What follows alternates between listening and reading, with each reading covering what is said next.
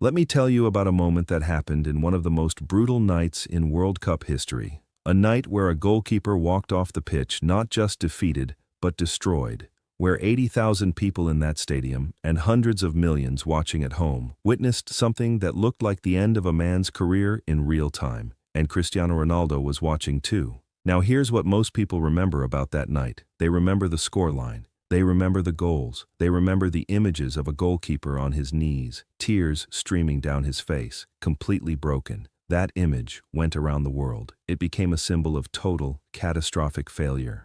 But here's what nobody tells you about. What happened after the cameras stopped? What happened in that tunnel? What happened when Ronaldo, a man who has spent his entire career obsessing over perfection, over winning, over being the best, chose to do something that had absolutely nothing to do with football? Let me paint the picture for you. I've spent years around professional football. I've been in dressing rooms after heavy defeats. I've seen how players respond to catastrophe, both their own and other people's. And let me tell you something most people never see from the outside. A footballer who has just been on the losing side of a humiliation does not want to be near the team that caused it. The instinct is to get out, get on the bus, get away from the stadium and everything it represents. That's human nature. That's what happens. Ronaldo did the opposite. He went looking for that goalkeeper. Now, to understand why that matters, really understand it, you need to know who Cristiano Ronaldo is when the cameras aren't on him. Not the brand, not the social media presence, the man. Because the public version of Ronaldo has been constructed so carefully over 2 decades that most people have completely lost sight of what's underneath it. Here's the truth. Ronaldo came from nothing, not metaphorical nothing, real nothing. Madeira, a small island, a family that struggled, a kid who left home at 12 years old to chase a dream in Lisbon, alone, while other kids his age were still playing street football with their friends. He knows what it feels like to be completely isolated, to be the outsider, to be in a room where everyone else belongs and you don't. That background never left him. The hunger, yes, everyone talks about the hunger, but the empathy, that part nobody discusses. Here's where it gets interesting. When Ronaldo found that goalkeeper, he didn't say the things you'd expect. He didn't offer generic consolation. He didn't pat him on the back and say, "Chin up, these things happen." Think about what that kind of dismissal would have felt like to a man who had just let in 7 goals at the World Cup. It would have been almost insulting. Ronaldo sat with him, not standing over him, not crouching down for 30 seconds before moving on. Sat in a corridor that smelled like sweat and concrete and the particular emptiness that follows a crowd of 80,000 people. No cameras, no staff hovering, just 2 footballers, one at the peak of everything, one at the bottom of everything, and the silence between them that said more than any press conference ever could. And what he told him, the substance of what passed between them in that corridor, revealed something about Ronaldo that his entire public image has spent years concealing. He talked about failure, his own, specifically. He talked about the losses that defined him before the trophies did. The years at Manchester United when people questioned whether he had what it took at the highest level. The elimination from tournaments. The individual mistakes in big moments that he carried with him for years. Think about what that means. The most decorated player of his generation, a man whose entire identity is built on winning, chose the worst moment of another man's career to be radically honest about his own worst moments. That's not what champions are supposed to do. Not publicly, not according to the image. But here's the kicker. Ronaldo understood something that most people watching football from the outside never grasp. He understood that what that goalkeeper needed in that moment was not sympathy. It was not reassurance. It was not someone telling him it would be okay. What he needed was proof. Proof that catastrophic failure is not the end of the story. And the only person in that corridor who could provide that proof, real proof, not hollow words, was someone who had been through darkness and come out the other side carrying trophies. Ronaldo was that proof. Now let me break down exactly why this moment matters beyond the immediate human story, because there's a layer here that I don't think gets discussed enough. Professional football is a brutally psychological industry. I've seen careers end not because of injury, not because of technical decline, but because a player lost belief after one catastrophic performance and never rebuilt it. The mental wound from a humiliation at that scale, at a World Cup, in front of the entire world, can be career-ending. Not because the player isn't good enough, because the player stops believing they're good enough. And once that belief is gone, it shows in everything. The positioning, the command of the box, the decision-making under pressure. Ronaldo knew this. Anyone who has spent serious time inside elite football knows this. What he did in that tunnel was not a charitable gesture. It was an act of complete understanding of how football psychology works at the highest level. He was not being kind, he was being precise. He was identifying exactly what that goalkeeper needed and providing it. Here's exactly how that matters. The difference between a player who recovers from that kind of defeat and one who doesn't is almost never physical. It's not about training harder or working on technique. It's about having a moment, one specific moment, where someone whose credibility is beyond question tells you, "I have been broken too, and I rebuilt, and so can you." That moment becomes an anchor, a reference point, something to return to when the doubt creeps back in. Ronaldo gave him that anchor, and I want you to really sit with that word. Anchor. Because in the years that follow a night like that, and there are years, there is always a career that continues after the worst moment of it. A player reaches back constantly. Every time the doubt surfaces before a big match, every time a mistake happens in training and the memory of that night tries to flood back in, they reach for the anchor.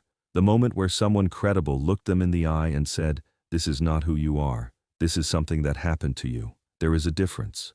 Ronaldo didn't just offer comfort, he installed something permanent. This is where it gets deeply personal, because I've seen both sides of this. I've seen players who went through career-defining humiliations with nobody to guide them through it. And I've seen what happens when the right person shows up at the right moment. The difference is staggering, not always in what happens next on the pitch, but in who the player becomes, in how they carry themselves, in whether they allow themselves to be more than their worst moment. Now, you might be wondering why this story matters beyond the individuals involved. Why does it matter what Ronaldo said in a tunnel after a match that was already over?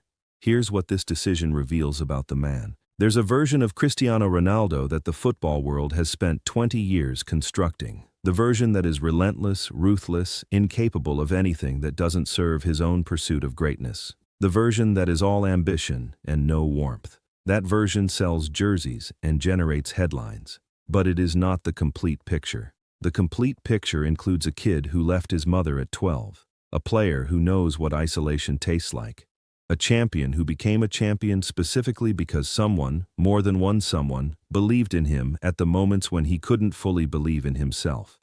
He did not forget that.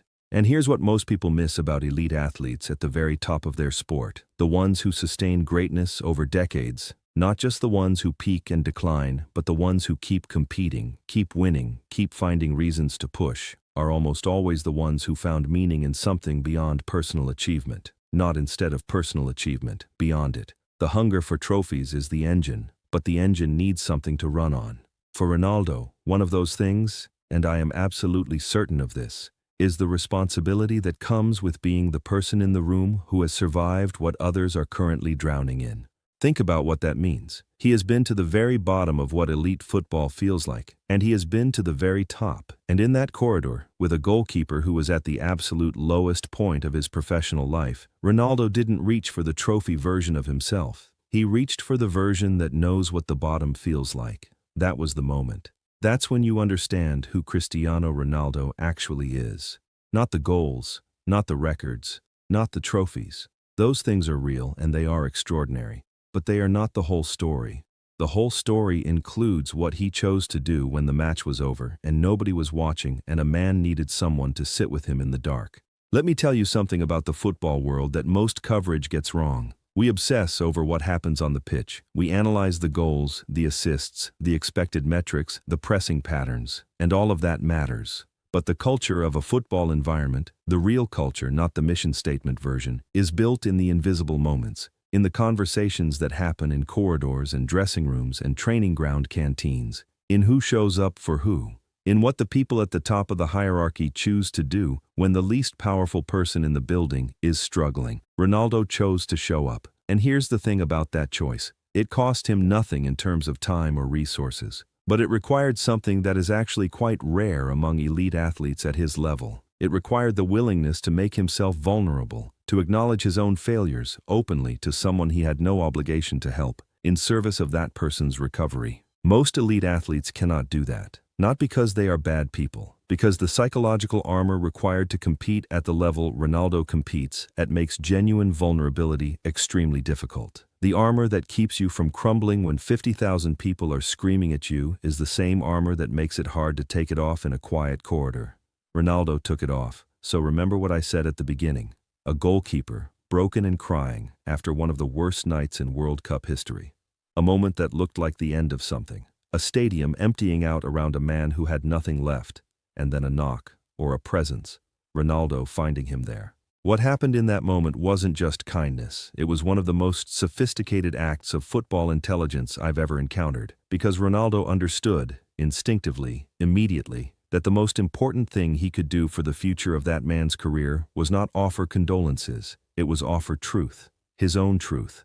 The parts of his story that never make it into the highlight reels. That goalkeeper didn't just need comfort that night, he needed proof that survival was possible. And in that corridor, he got it from the one person on earth whose proof was impossible to argue with. This wasn't a gesture, this was Ronaldo at his most complete, at his most human, at his most genuinely great, not in the way the trophy cabinet measures greatness, but in the way that actually lasts, in the way that travels from one career to another and keeps moving long after the match is forgotten. Cristiano Ronaldo didn't just see a goalkeeper crying that night. He saw himself 20 years earlier in a version of a darkness he recognized, and he refused to walk past it. That's the real story. That's what actually happened. So there you have it. The real reason this moment matters, not because of the scoreline, not because of the spectacle, but because of what one man chose to do when he thought nobody was watching. If you enjoyed this, make sure to like and subscribe for more content like this. Thanks for watching, and I'll see you in the next one.